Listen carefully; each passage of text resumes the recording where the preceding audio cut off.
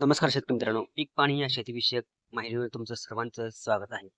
तर शेतकरी मित्रांनो, आजच्या व्हिडिओमध्ये आपण बघूयात कमी खर्चात जास्त नफा मिळवून देणारी प्रामुख्याने कोणती पिके आहेत. अल्प मुदतीचे म्हणजेच कमी दिवसात येणारे आणि बाजारात वर्षभर मागणी असणारे असतात. जर तुमचे नियोजन योग्य असेल तर कमी भांडवलातही तुम्ही लाखो रुपयांचे उत्पन्न घेऊ शकता. अशाच काही प्रमुख पिकांची सविस्तर माहिती आपण पुढे पाहणार आहोत. त्यामध्ये प्रामुख्याने एक नंबरला येते भाजीपाला पिके. तर भाजीपाला पिके ही सर्वात कमी कालावधीत आणि नगदी पैसे मिळवून देणारी पिके आहेत. त्यामध्ये प्रथम आहे मिरची आणि ढोबळी मिरची. याचा कालावधी जो आहे तो लागवडीनंतर 60 ते 70 दिवसात तोडणी सुरू होते आणि पुढे 4 ते 5 महिने उत्पन्न मिळते. आणि योग्य बाजारभाव मिळाल्यास एका एकरातून 4 ते 5 लाख रुपयापर्यंत उत्पन्न मिळू शकते. दुसरी आणि तिसरी जे आपण बघू शकतो भाजी आहे कोथिंबीर आणि मेथी. याचा कालावधी केवळ 35 ते 45 दिवसांचा असतो आणि कमी पाण्यात आणि कमी जागेत येतं. सणासुदीच्या किंवा उन्हाळ्याच्या दिवसात कोथिंबीरीला प्रचंड भाव मिळतो. पुढची भाजी आहे भेंडी आणि गवार. याचा कालावधी साधारण 40 ते 50 दिवस असतो. या पिकांना रोग कमी पडतात आणि रोजच्या रोज तोडणी करून बाजारात विकता येते. कंदमुळे आणि वेलवर्गीय पिके, त्यामध्ये आलं आणि हळद. याचा कालावधी साधारण 7 ते 9 महिने म्हणजेच दीर्घ मुदतीचे पण हमखास नफा देणारे. या पिकांची साठवणूक करता येते. बाजारभाव कमी असल्यास तुम्ही काही काळ माल रोखून धरू शकता. एकरी 3 ते 5 लाखांचा निव्वळ नफा होऊ शकतो. पुढची भाजीपाला आहे कारली, दोडका आणि दुधी भोपळा. यामध्ये मंडप पद्धत स्वरूपामध्ये जर लागवड करायची झाली तर याचा कालावधी साधारण 50 ते 60 दिवसाचा असतो आणि यानंतर उत्पादन सुरू होते. वेलवर्गीय पिकांना बाजारात नेहमी चांगली मागणी असते.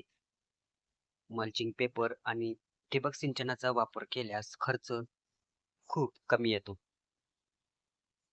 त्याचबरोबर फुलांच्या शेतीमध्ये आपण जर वळलो तर कमी जमिनीत आणि कमी पाण्यात सर्वाधिक नफा देणारा हा एक उत्तम पर्याय आहे. त्यामध्ये झेंडूची शेती. याचा कालावधी लागवडीनंतर अवघ्या 2 महिन्यात फुले येऊ लागतात. सण उत्सव लग्नघाईच्या काळात झेंडूला मोठी मागणी असते. एकरी खर्च 25 ते 30 हजार येतो, तर उत्पन्न 1 ते 2 लाखापर्यंत मिळू शकते. शेवंती आणि निशिगंध.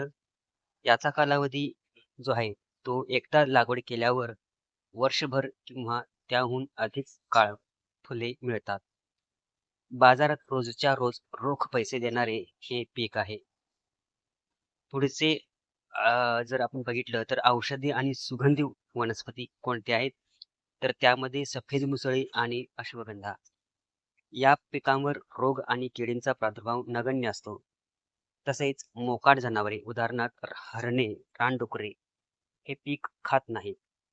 आयुर्वेदिक कंपन्यांकडून याला मोठी मागणी असते. पुढचं जो लागवड करू शकतो त्यामध्ये लेमन ग्रास म्हणजेच गवती चहा. एकदा लागवड केल्यावर 5 वर्ष उत्पन्न मिळतं. याच्या तेलाला बाजारात खूप मोठा भाव आहे. खर्च अशा प्रकारे ही आपण पिके घेऊ शकतो. खर्चात बचत करण्यासाठी 3 थंब रूल्स हा नियम पाळू शकतो. जर तुम्हाला खर्च कमी ठेवायचा असेल तर या व्हिडिओमध्ये या 3 गोष्टी आवर्जून आपण ज्या आहेत त्या ध्यानात ठेवू शकतो. त्यामध्ये एक नंबरला आहे आंतरपीक पद्धत. मुख्य पिकाच्या म्हणजेच उदाहरणार्थ ऊस किंवा केळी यामध्ये मोकळ्या जागेत कोथिंबीर, भुईमूग किंवा भाजीपाला घेऊ शकतो. यामुळे मुख्य पिकाचा खर्च आंतरपिकातून निघून जातो. 2 नंबरला आहे मल्चिंग आणि ठिबक चा वापर. यामुळे तण म्हणजे उगवत नाही आणि खुरपणीचा मजुरी खर्च 80% वाचतो आणि पाण्याचीही बचत होते. तिसरा जो आहे घरगुती सेंद्रिय खतं. रासायनिक खतावर हजारो रुपये खर्च करण्याऐवजी जीवामृत, दशपर्णी अर्क आणि शेणखताचा वापर वाढवावा. तर अशा प्रकारे आपण जे आहे ते लागवड करून चांगल्या प्रकारचं उत्पन्न घेऊ शकतो. शेतकरी मित्रांनो, पारंपरिक पिकांमध्ये खर्च जास्त आणि नफा कमी होतोय. मग आज आपण अशा 5 पिकांची आपण माहिती घेतलेली आहे, जी कमी खर्चात आणि अवघ्या 2 महिन्यात तुम्हाला लक्षाधीश बनवू शकतं. तर या गोष्टींचा जर अवलंब करून आपण कमी खर्चामध्ये जास्त नफा मिळवू इच्छित असाल, तर या बाबी लक्षात घेऊन आपण जर लागवड केली, तर निश्चितच चांगल्या प्रकारचा फायदा झालेला तुम्हाला दिसून येईल. व्हिडिओ चांगला वाटला असेल तर व्हिडिओला लाईक करा, चॅनलला सबस्क्राईब करा आणि अशा प्रकारचे व्हिडिओ पाहण्यासाठी व्हिडिओला लाईक देखील करा. तेव्हा पुन्हा भेटूयात अशाच एका नवीन माहितीसह पुढच्या व्हिडिओमध्ये. तोपर्यंत नमस्कार, धन्यवाद. आणि शेतीविषयक बाजारभाव पाहण्यासाठी दररोज बाजारभाव देखील पाहू शकता.